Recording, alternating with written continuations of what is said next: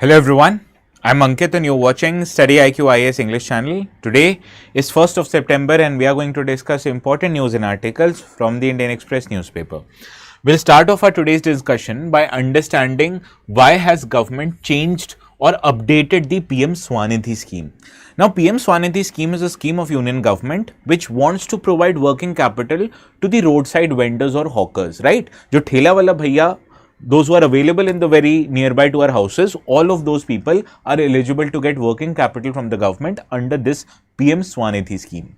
Now, this is a scheme which deals with inclusive growth, that deals with credit creation, and hence it is relevant from economy syllabus, and therefore the relevant paper here becomes GS paper 3. In the second article, we are going to understand why are certain seats, particularly from the Union Territory of Jammu and Kashmir, why are they vacant in the Rajya Sabha of India. Rajya Sabha, as you can understand, is a lower house and it is a continuous house. Unlike Lok Sabha, which gets dissolved after every 5 years or even before that if the government wants, Rajya Sabha is a continuing chamber where each and every member, they retire once every 2 years. So suppose right now a member has been elected, they will be in office in Rajya Sabha for the next 6 years.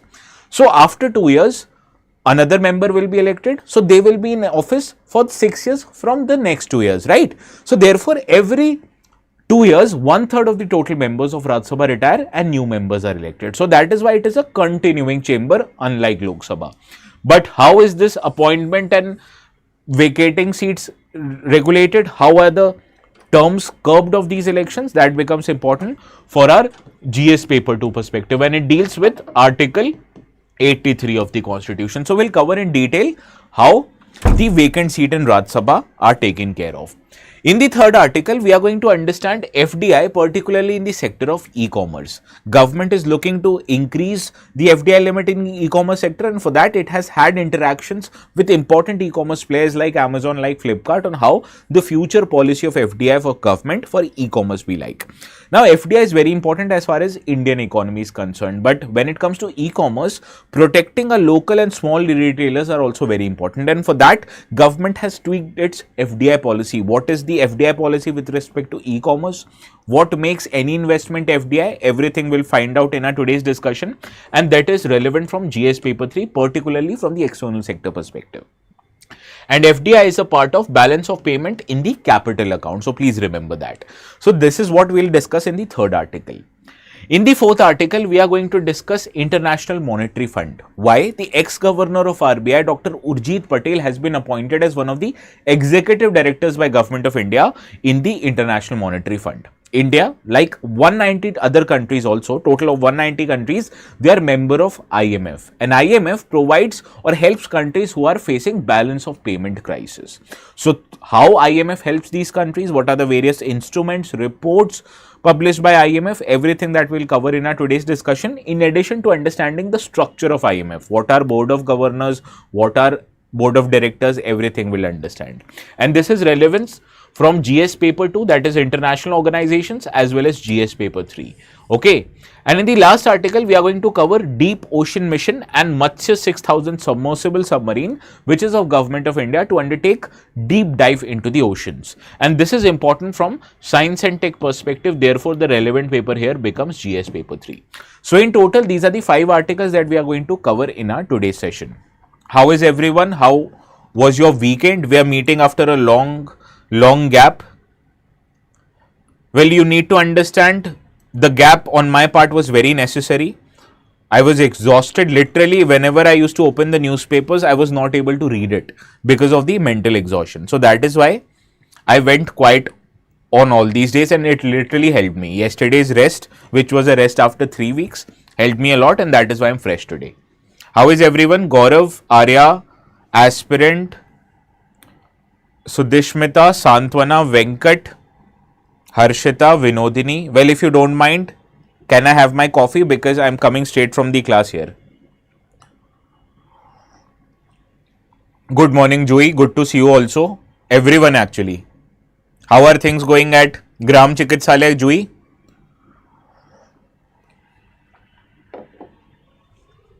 Now the notes of this session, as usual, you know, these will be made available on the channel, that is ATS Live. If you haven't subscribed it yet, please do not forget to subscribe it.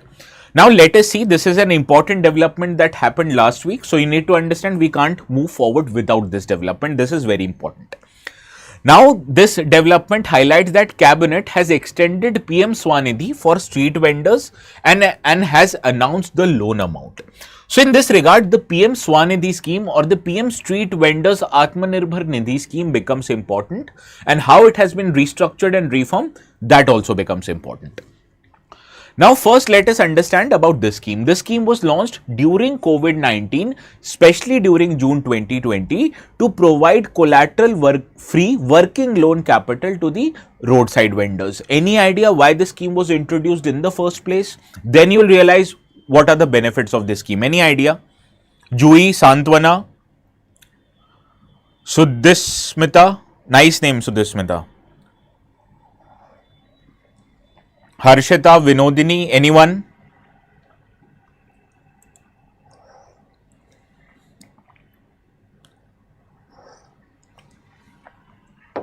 Now what happened during COVID-19 pandemic? Lockdown was imposed. So when lockdown was imposed, economic activity that was happening in India, it went to an all-time low. Now people like you and I, who were getting salaries, who were working in a sector where work from home can be a possibility, in our life the disruption was somewhat less. But now imagine if you were a roadside vendor who was selling goods and services very near to a very popular market. Do you think you would be able to sell your products after the lockdown? The answer is no. So these are the people, that is the working class people, especially the roadside vendors, they faced a lot of brunt. Their income source was taken away from them and they did not have the money even to survive. So that is why after COVID-19, government realized that whenever we'll allow the businesses to restart, these people, they need certain kind of working capital to get back on track. So this was the problem that the government wanted to address this. Yes, so it provided a collateral-free working capital loans to urban street vendors, and in addition to that, it also promoted them to use digital transactions on their day-to-day life and therefore ensure their financial inclusion. Similarly, it provided identity and recognition to vendors so that whenever any municipal corporation or their official would come, they would have the identity to show them that they indeed are the roadside vendors and they should not be taken away from their stalls. Similarly, who are the beneficiaries of this scheme? It has the street vendors and hawkers in urban areas who have been doing their business on or before the March 24th, 2020, and this was kept as a cutoff date. Any idea why this date was kept as a cutoff date?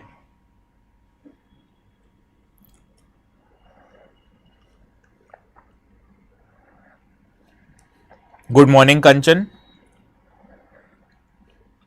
Any idea why this date was kept as a cutoff date? Why not any date else?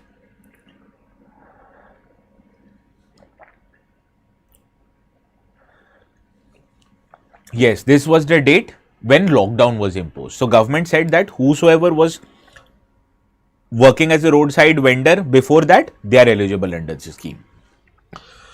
Now this is a central sector scheme, which means it was fully funded by Government of India, and here state government is not making any financial contribution. And the ministry responsible for implementation of this scheme is the Ministry of Housing and Urban Affairs. So it overall is in charge of the implementation, whereas Department of Financial Services, it facilitates providing of loans, credit cards via financial institutions like banks and NBFCs. So the overall in charge of this scheme, Ministry of Housing and Urban Affairs, whereas some parts of the scheme, loans and working capital provision, is taken care of by Department of Financial Services. Any idea which ministry it comes under?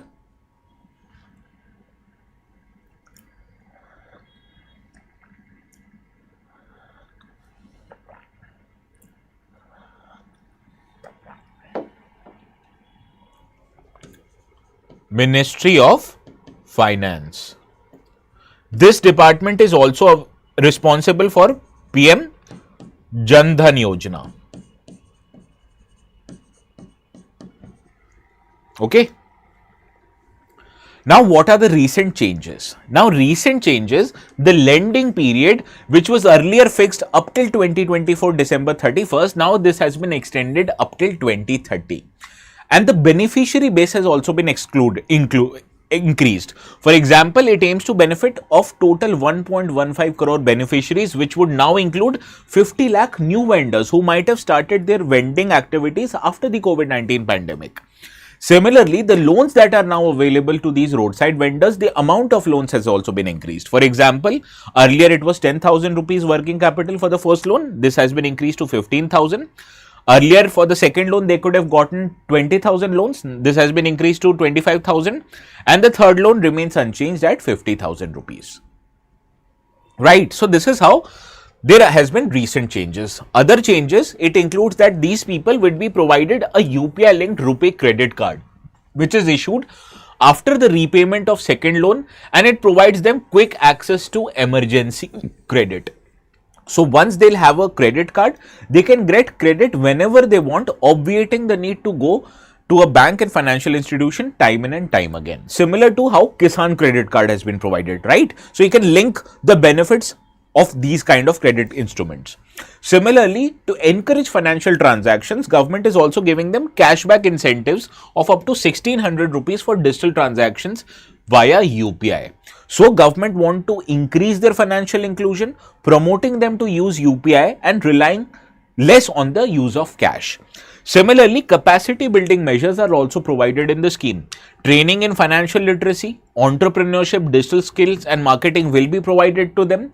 And the most important concerns of roadside vendors involved in food business is what?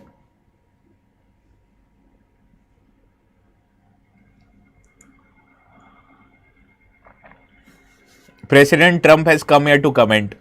Please give your best wishes to an elderly person.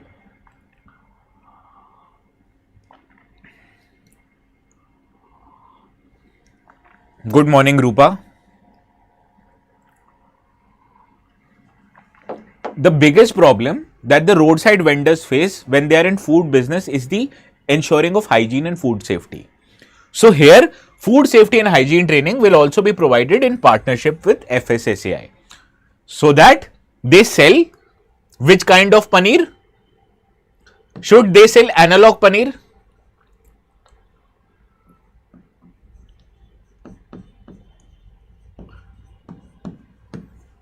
Should they sell analog paneer?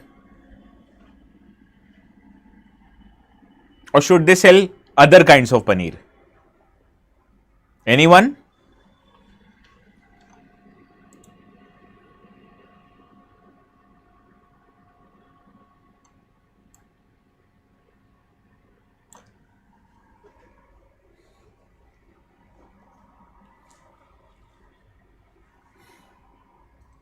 Now solve this question.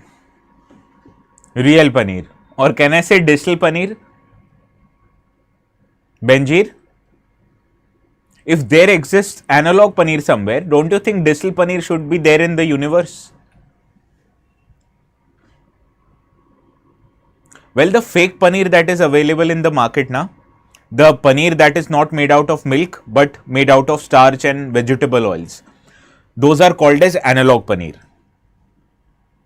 You can Google analog paneer, you will find a lot of articles that so many raids have been conducted in different parts of the country where good restaurants, even a restaurant owned by Shah Rukh Khan's wife, they were found selling analog paneer.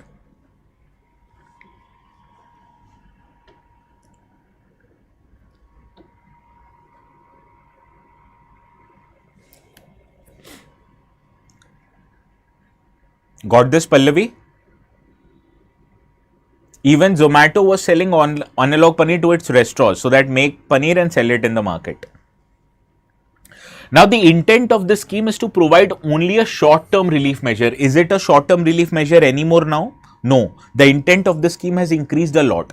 It is not just providing them working capital, but is also encouraging them to use digital transactions, also provide them training. So now this has gotten beyond short-term relief measure. The digital incentives under the scheme are designed mainly to encourage high value transactions by vendor. Do you think this statement would be right?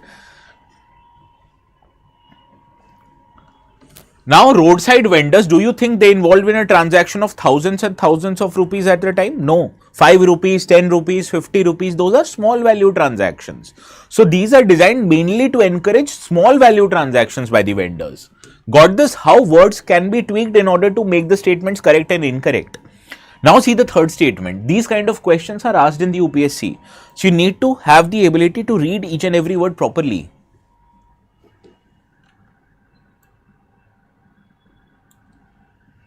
Third statement, it empowers street vendors through skill development and awareness program. Yes, right. And we have to identify correct statements. Only third is right. So option B. क्या हो गया सबको?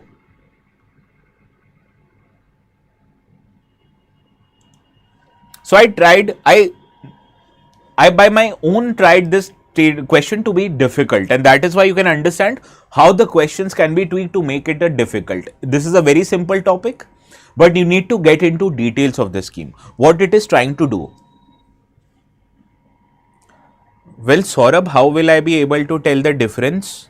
I am taking my class only, na? You should be able to tell the difference.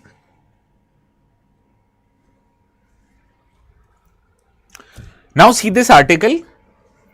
4 J&K Rajya Sabha seats are vacant and Law Ministry says no to staggering of terms. So this is a very good article when you have to understand polity, specifically Article 63. Okay. Well, Saurabh, watch those 2 videos and make a decision accordingly. So you can only decide. How can I help you to decide in that matter? Okay. Watch this video right now. Later on, watch other videos also and make a decision. Informed decision, what I wanted to say. Good morning, Dheeraj. How are you? Lot of question answers going on in the group. Don't think that I'm not seeing all those answers.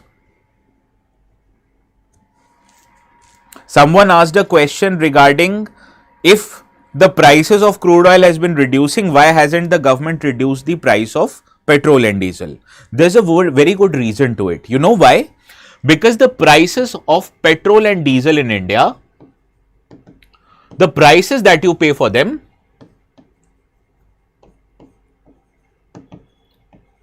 somewhere around 45 to 60% of the money goes to government in form of tax, and it goes to both central government and state government. So गाली देना है ना, so दोनों को दो.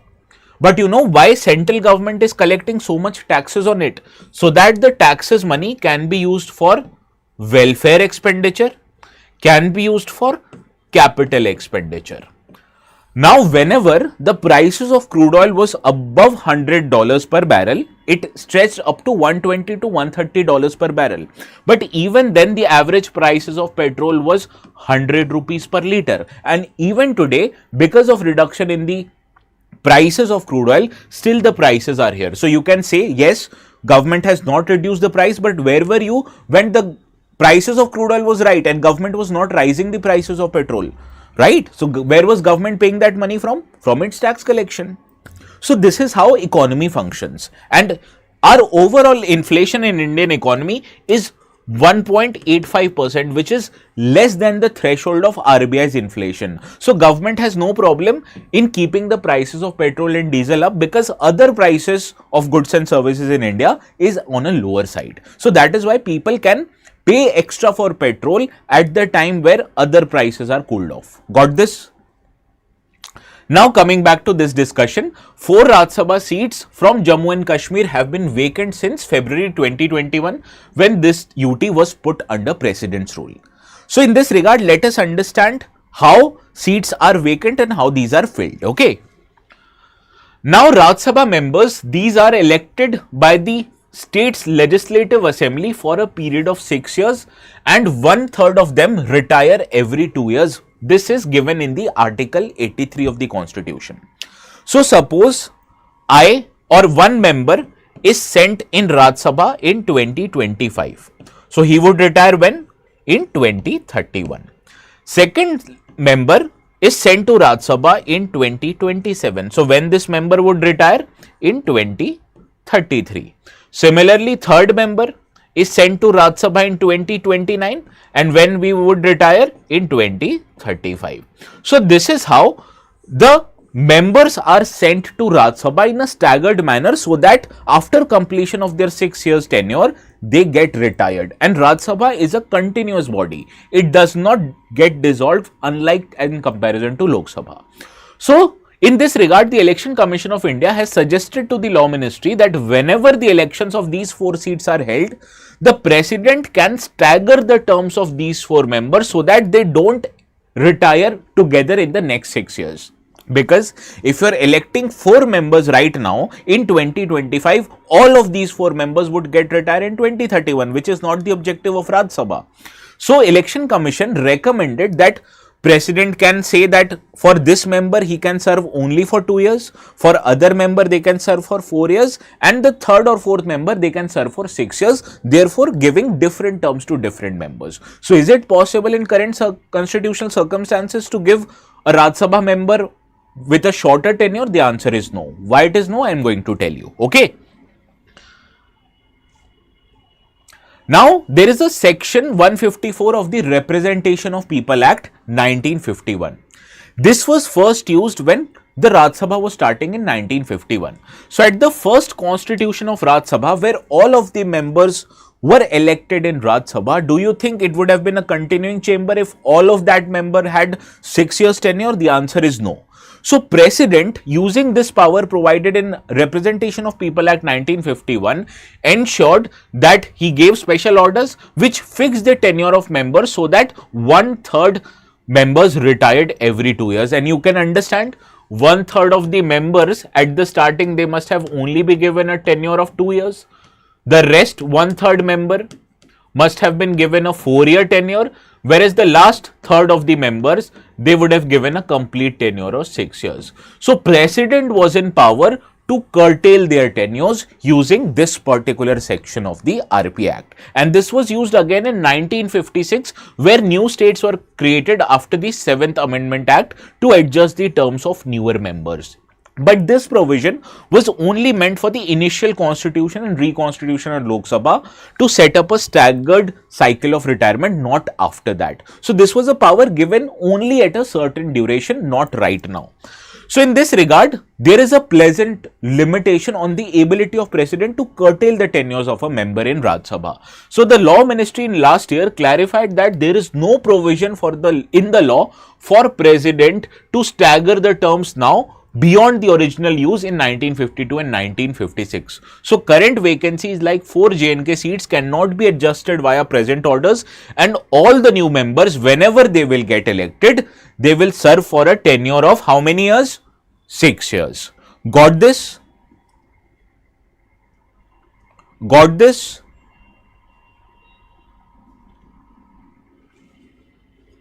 Solve this question.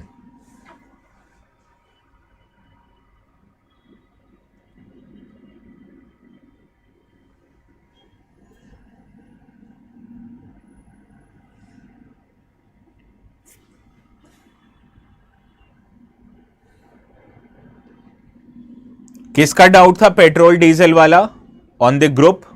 I can't recall the name, but I understand there was a doubt of that sort.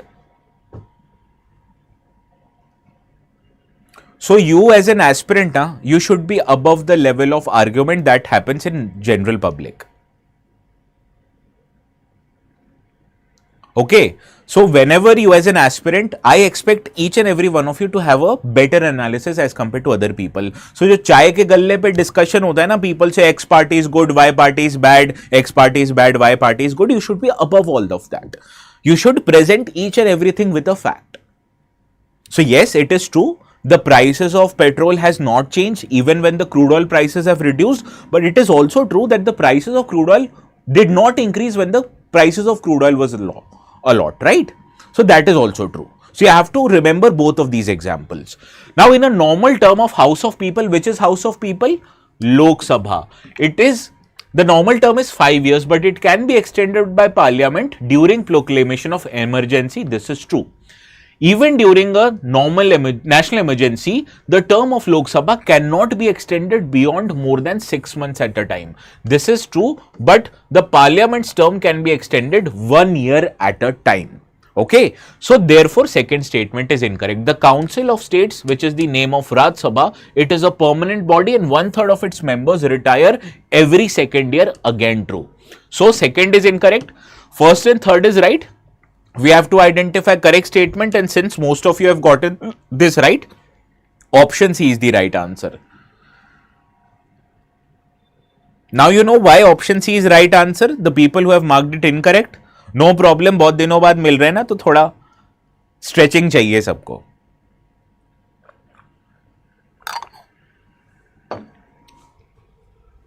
Now this article, this is a very good article. Government is pushing for e-commerce exports. MSMEs and e-commerce companies have asked government to allow FDI in inventory led model. So before understanding inventory led model, we have to understand what is FDI. Why is second incorrect? Okay. Now what happens during national emergency? Do elections happen during national emergency, Gaurav?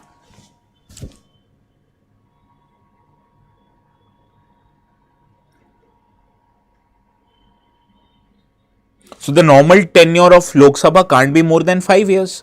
But in emergencies, you don't conduct elections. So there is a provision in the constitution that says if a national emergency is in place, you can increase the tenure of Lok Sabha and state legislative assemblies by 1 year at a time. And this can be done in n number of times until unless there is an emergency in place.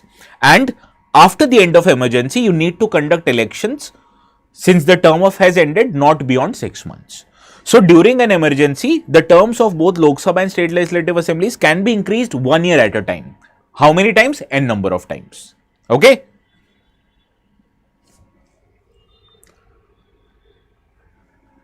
Now Saurabh, the group is ATS Live. This is the name of the group on Telegram where I upload the notes. Okay. Saurabh, samajh gaya? And Gaurav, now you understand it? Gaurav, Saurabh. So the Commerce and Industry Ministry has started consultation with e-commerce giants Amazon and Walmart-led Flipkart and Indian MSMEs to explore models to boost e-commerce exports. No, not in case of President's rule. President's rule में State Legislative Assembly dissolve हो जाती है और suspended रहती है. So it is not true with respect to President's rule, only in case of national emergency. Polity किसने पढ़ाया था गौरव? This you should know on your fingertips. Let us come back to this discussion. We are going to talk about FDI, and after FDI, we'll look into FDI in e-commerce sector. Now, what is FDI? Any investment made by a non-resident in Indian company through capital instruments like shares, convertible debentures, preferential shares, these are called as FDI. So, for example, there comes a foreign investment, right? And what are different kinds of foreign investment? Can anyone let me know? Foreign direct investment and foreign portfolio investment. Foreign portfolio investment happens in which kind of financial instruments? Shares, bonds, debentures and commercial paper.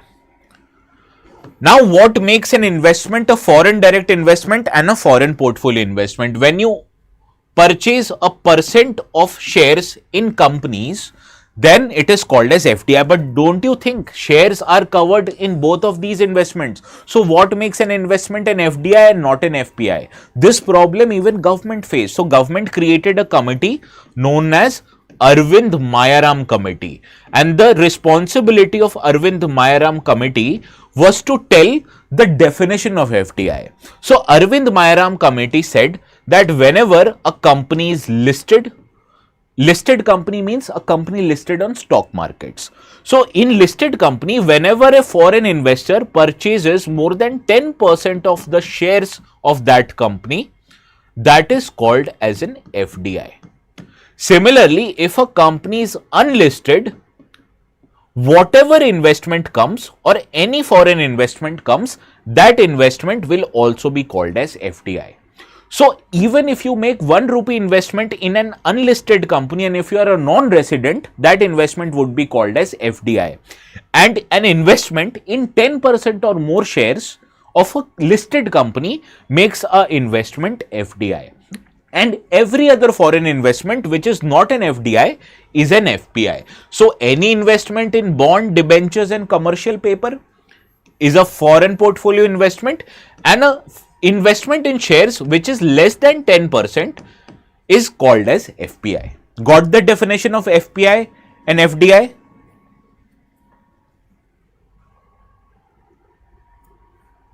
Got the definition? Now there is one more thing that you need to understand. There are normal bonds and there are convertible bonds. Any idea what is the difference between normal bond and a convertible bond, or a normal debenture and a convertible debenture? Any idea the difference between those two? So bond is a financial instrument where you lend money to a company and in return company gives you bond. And whenever the maturity of that bond ends, the company is required to pay you back your principal amount along with interest. So this is the only obligation in the company. If you lend money to the company, you're not a part owner of the company, unlike shares.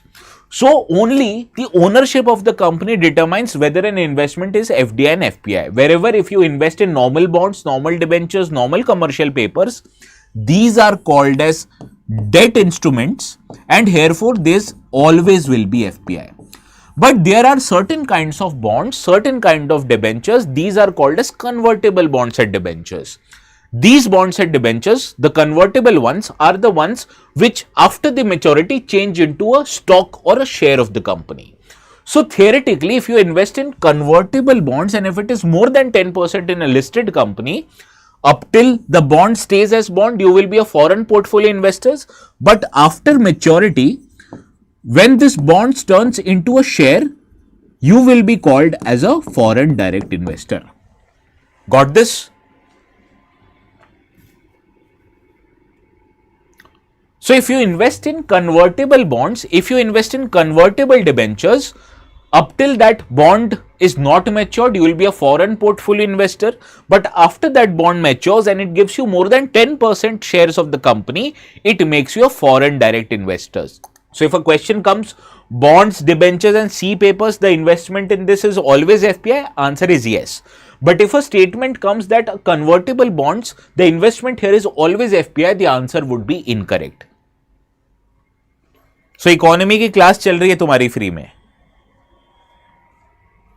ये भी यही बोल रहा है. So the conditions of a foreign direct investment that I've already told you, fixed by Arvind Mayram committee, is this: that any investment in an unlisted company makes you a foreign direct investor, and an investment in listed company where you're buying 10 or more percentage of shares, that means you're a foreign direct investor. And foreign direct investment is a long-term investment and a non-debt creating capital flow. This is not a loophole. This is actual law. This is not a loophole. So whenever you invest foreign direct investment, you not just give capital, but you also give your management expertise and you also give your technology. So in terms of economy, what is better, FPI or FDI? Tell me. So what are included in FDI? Foreign currency, convertible bonds, whenever they are converted into equity, foreign institutional investment, if it meets FDI condition, that is, if a foreign investor increases its number of shares beyond 10%, then it automatically gets converted into FDI. Similarly, there are deposit receipts which you buy, which are receipts based on shares of another company. Whenever they are converted into underlying share, that is also included in FDI. So yes, this is non-debt creating. So whenever you are investing in a company, by buying its shares, you are not lending the money to the company. You are giving the money to the company and in return, company is providing you a part ownership. So that is non-debt creating. If you are investing in bonds, you are creating a debt obligation on the company. But when you are buying shares, you are making investment in the company, and that is not debt creating. That is an investment. Got this, Rupa? So yes, FDI is better for economy because you don't just provide capital, you also provide management expertise and technology, and using FDI, a company can get a better technology and better managerial expertise. Okay. What is not covered in FDI? Non-resident external deposits. If a NRI opens an FD account in Indian banks, those are covered under external commercial borrowings. Those are not examples of FDI or FPI. Okay, please remember it. So, agar Sundar Pichai, if Sundar Pichai opens a bank account in SBI Chennai, or if he makes an FD account in SBI Chennai, that will be a part of external commercial borrowings in India, which is a part of capital account but not included in FDI and FPI. Now, FDI can come into India by two ways. First is an automatic route. There are certain sectors where you can make an investment and you don't have to take permission from the government.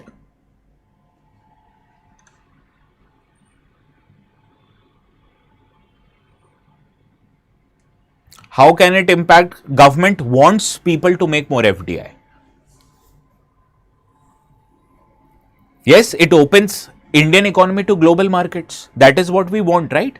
Because there is only a finite amount of money that India has. But other countries have a lot of money. So why don't we want them to bring and invest in India so that using their money we can set up new factories, using their expertise we can start new production processes, using their managerial expertise we can make better efficient businesses, right? This is what we want to happen.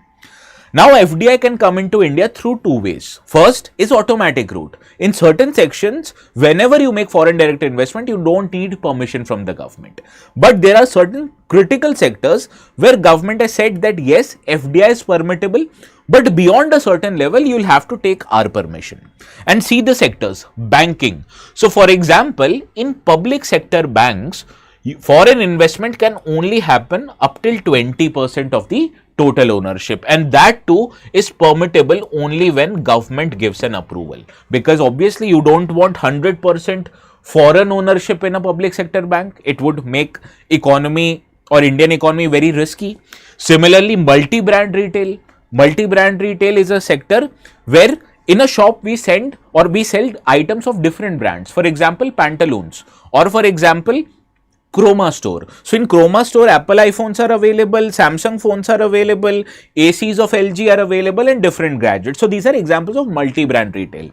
Now there is a prohibition that you can't invest more than 51% in a multi-brand retail. Why? Because it would negatively impact the small owners of the stores in India. Similarly, uploading and streaming of digital news. Do you think foreign investment in this sector is nice? It can open India for misinformation and fake news that can happen.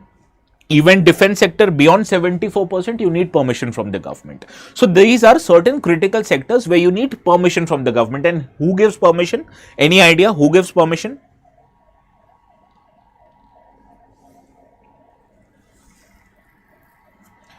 Now suppose if an investment comes in a telecom company, so the permitting authority or the government approval authority is the Department of Telecom. Suppose if an investment comes in public sector bank like SBI, so the approval authority would be Ministry of Finance. Similarly, if an investment comes in an automobile company, the approval authority would be Ministry of Heavy Industries. So the respective ministries are the approval authority, not always the finance minister. Okay. Now there are certain sectors where FDI is prohibited. These two are the sectors where even private sector participation is not permissible. So in these sectors, obviously FDI also is prohibited. Similarly, gambling, betting, lotteries, etc. FDI not permitted. Chit fund companies, Nidhi companies. So can you invest, or can a foreign investor invest in Lakshmi Chit Fund? Any idea? Can you make FDI in Lakshmi Chit Fund? Real estate business, here the investment is prohibited. Now real estate business is of two types. One, real estate business where you buy and sell land. Obviously here foreign direct investment is prohibited. Other real estate investment is when you buy land, you construct business project or you construct residential project on it, and then you sell it. Here the FDI is permitted. For example, DLF is a company that buys land and construct housing and economic projects. So here FDI is permitted, but a company dealing solely with buying and selling of land, there FDI is not permitted. Well, chit funds are basically informal funds where public contribute money, and using that money, the other people get loans. And they promise very high rate of returns, which is not true in cases of फिर हेरा फेरी, if you have seen it. Okay. So Lakshmi Chit Fund में FDI नहीं हो सकता. Okay. Now let us come back to e-commerce. Now e-commerce or FDI or e-commerce industry works on two different principles. First is called as inventory model. Here a company can maintain stocks, create an online platform where the selling and buying of goods takes place, and can also sell their own goods. Can you give me an example of inventory model? Nykaa is an example of inventory model. Similarly, Blinkit, Big Basket, these are examples of inventory model because they can also sell their own good. Here it is permitted. They maintain stocks in their warehouses and they connect users via an online interface, that is apps or website. Similarly, the second model is called as marketplace model. What these e-commerce companies can do is they can create an online platform,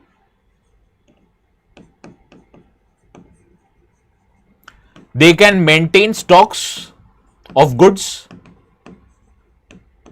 or inventory, but they can't sell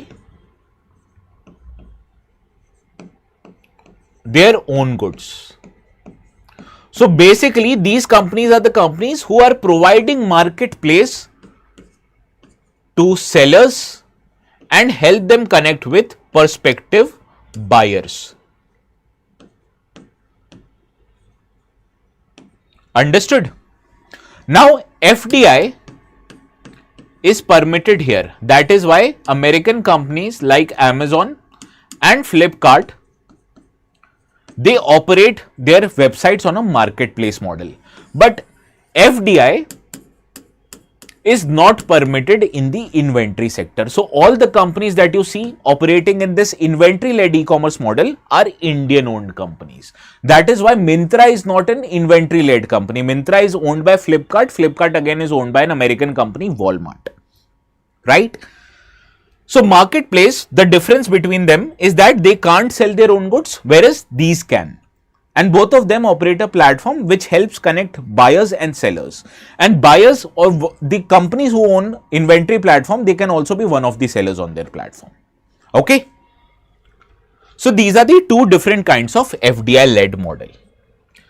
Now, which model is better for e-commerce? It is allowed in marketplace model up till 100% FDI to prevent online giants from unfairly dominating their small retailers by controlling inventory, and it is prohibited completely in the inventory based models.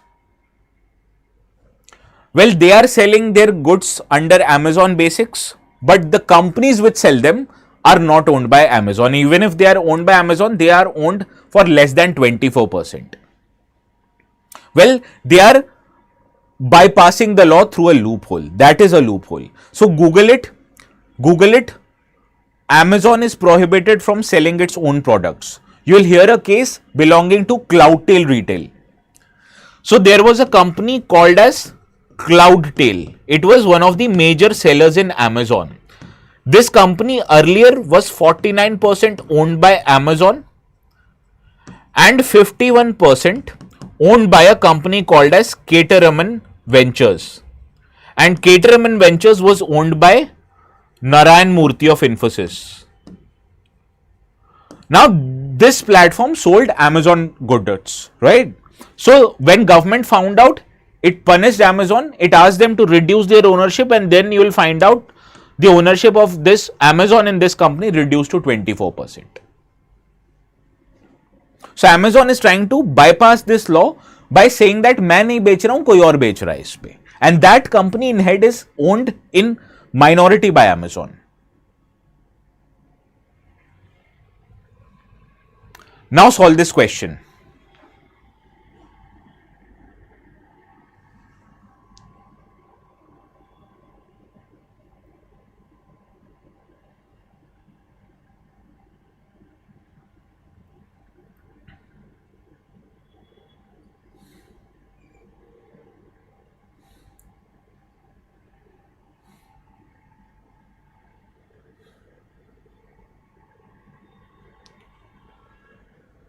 Solve this question quickly.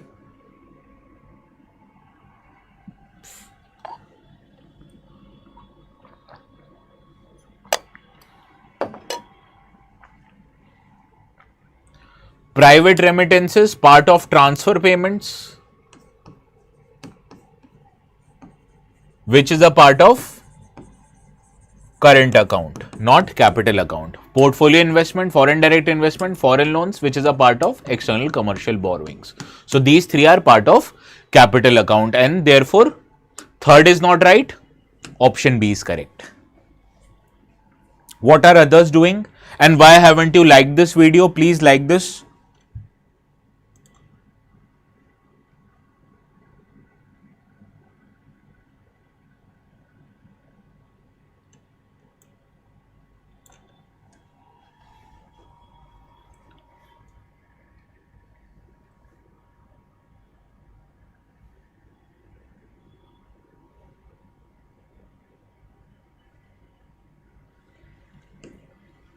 Non-debt creating capital flow.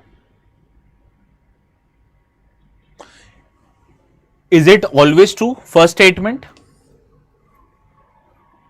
If I invest in shares, would it make me automatically a foreign direct investor? The answer is no. Only when in listed company it is more than 10% of shares or total shares, right? Investment involves debt servicing, incorrect. Investment by foreign institutional investors, a part of FPI. Government securities are a form of bonds, right? So only B option is right. This question.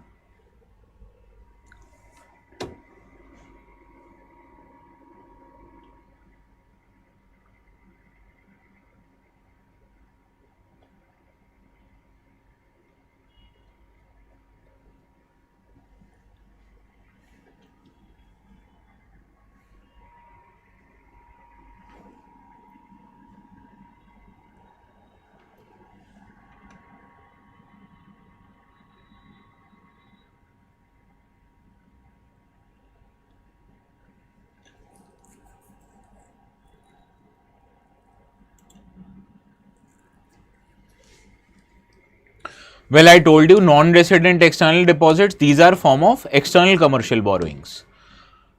Global depository receipt, foreign institutional investment with certain conditions. What are those conditions?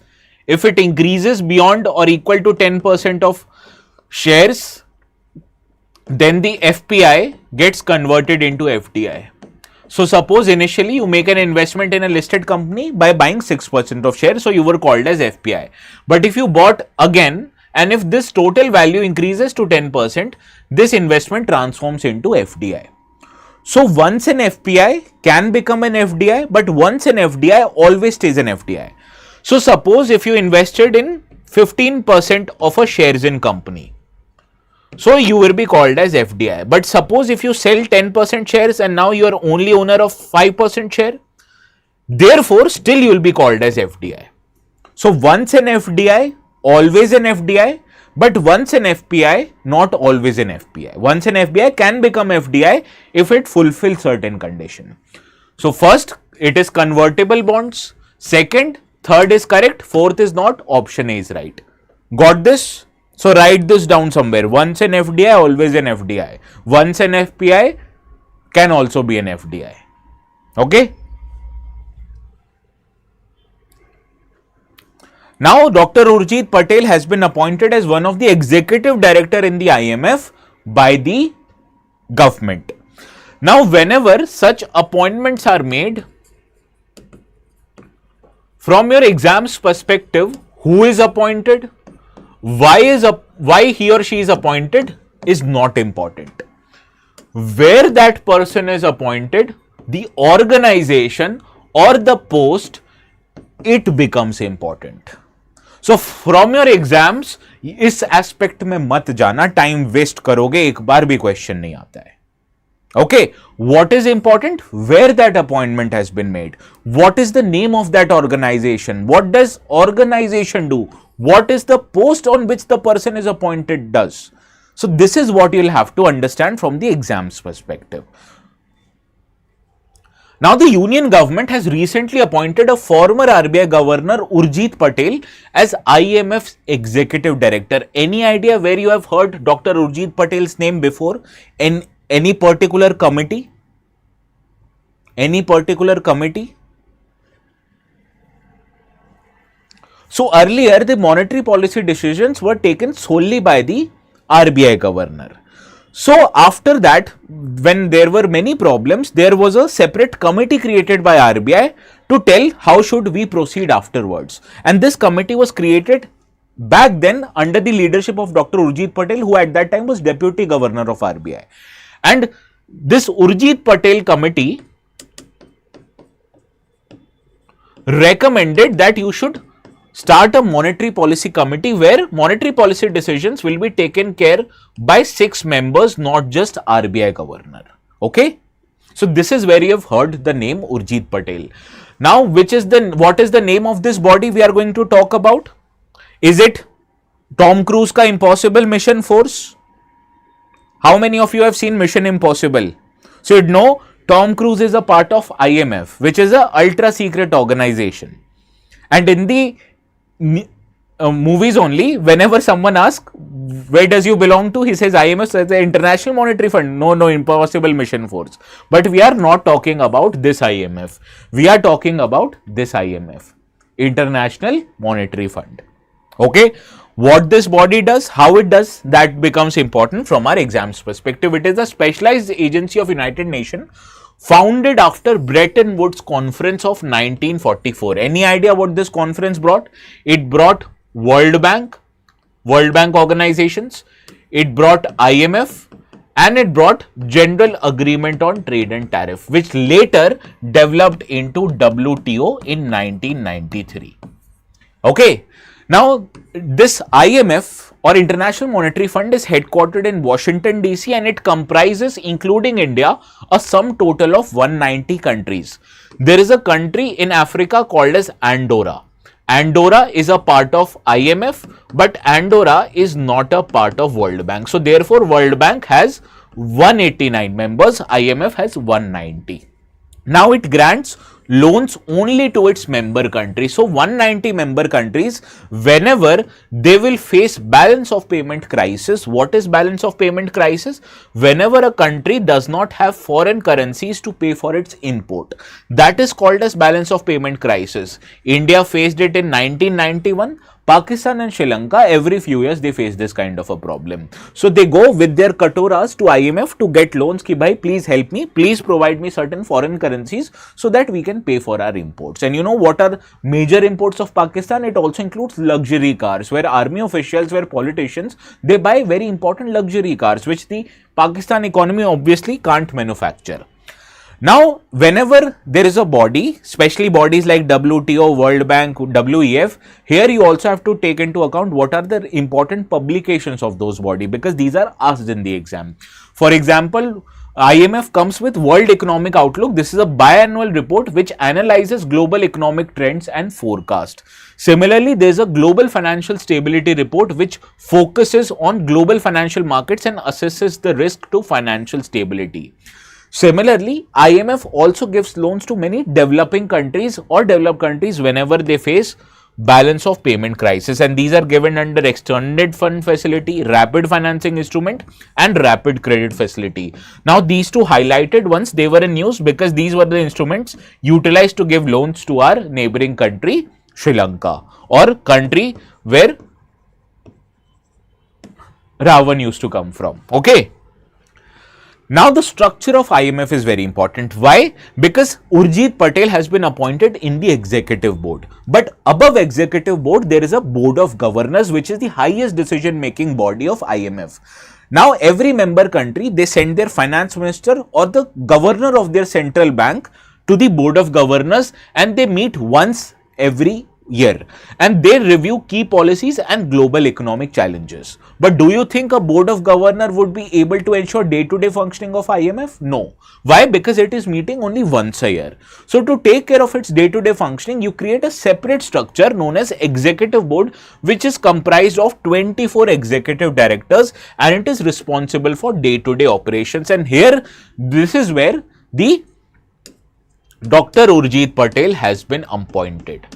So this body ensures day-to-day functioning, and Dr. Urjit Patel is not just representing India, he is representing Bhutan, Nepal, Bangladesh, India as well. So he is representing 5 countries. Now the head of IMF is an officer called as Managing Director, who invariably comes from Europe. So always there is a convention that World Bank ka Managing Director would come from US and IMF's Managing Director would come from Europe. And right now there is a European citizen, Kristina Georgieva, who is the head of IMF. Now this IMF works on a quota system, that every country, their voting percentage, their contribution to the IMF depends on their quota, and their quota is fixed based on 4 different criteria: GDP, which has the weightage of 50%, trade openness, which has the weightage of 30%, economic variability, which has weightage of 15%, and forex reserve, which has the weightage of 5%. And using these 4 criteria, a country's quota system is highlighted, and the quota determines how much financial contributions the countries make to IMF, how much voting power they have, how much access to IMF resources or allocations of SDR they have, right? And SDR is the kind of allocations that the IMF makes to different countries. So let us assume there is a bank, and banks get funds from its depositors. So using the money that the depositors have deposited in the banks, banks gives out loans to customers, right? And this is exactly how IMF functions. So let us assume IMF is like a global bank where member countries, depending upon their quota, make deposits with IMF, and in return IMF provides loans to countries who are facing BOP crisis. Now the allocations of IMF that has been given to different countries are different than the net obligation of the countries made towards the IMF. So in all the countries, the total deposits with IMF, it is $630 billion. So this is the net contributions every member has made to IMF. Every member's contribution put together, it adds to $630 billion. Now India's quota is 2.75%. So India's contribution to IMF is $17.7 billion. Whereas total SDR that has been allocated by IMF to its member countries, it is more than the total contributions made by the countries, that is $935 billion. And this is the SDR that the IMF allocates to its members. Now India, having a quota of 2.75%, and out of 935 total allocation, India has been allocated close to $25.5 billion. So India has $25.5 billion worth of SDR in it, and it is deposited where? It is deposited in the forex reserve. Similarly, the contribution India has made to IMF, it is in form of cash, that is in domestic currency, and in form of foreign currency assets which it keeps with themselves in the forex reserve. And this is at the ratio of 75% and 25%. So this 25% is called as reverse transposition. So you have heard about your forex reserve. This RTP and this SDR is a part of forex reserve. And this total contribution to IMF, 75% Indian government gives in its domestic currency, rest 25% it keeps in RTP or in forex reserve as form of RTP. Any doubts? Any doubts?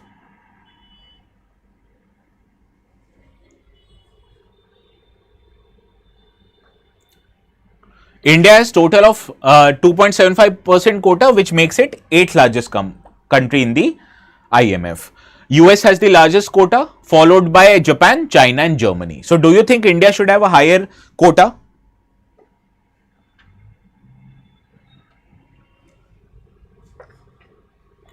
Now solve these questions quickly.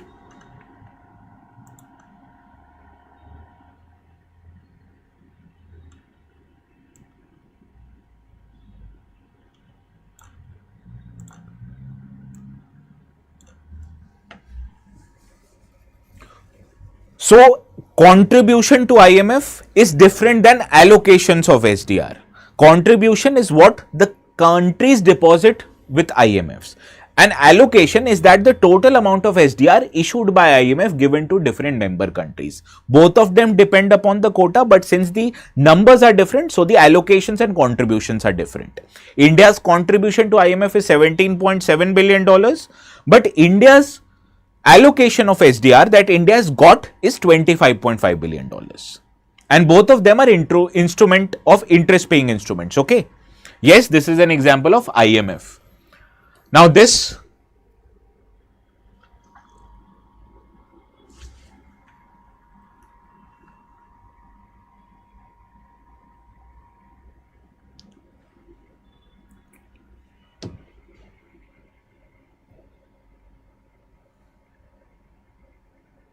again B. This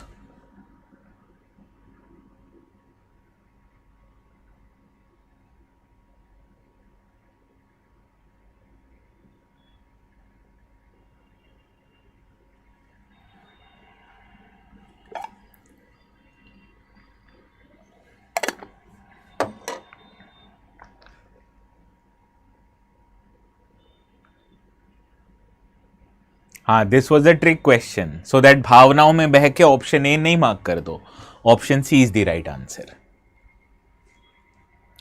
Now this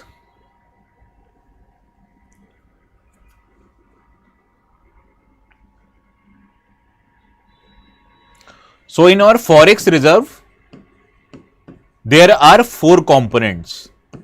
Foreign currency assets, which includes foreign currencies like dollars, pounds, yen, etc., as well as government securities of these countries. It is followed by gold, followed by SDR, and followed by RTP. So you know now where SDR and RTP comes from?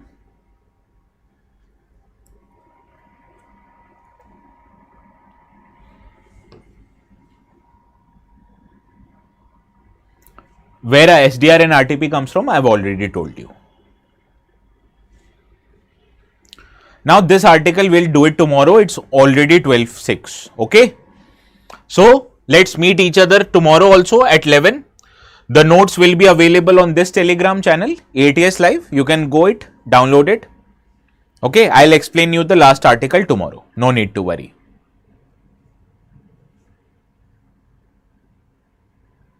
Confused हो गए थे गौरव. Yes, I know. That is why I put there. So let's meet tomorrow. Have a good day, everyone. Bye bye.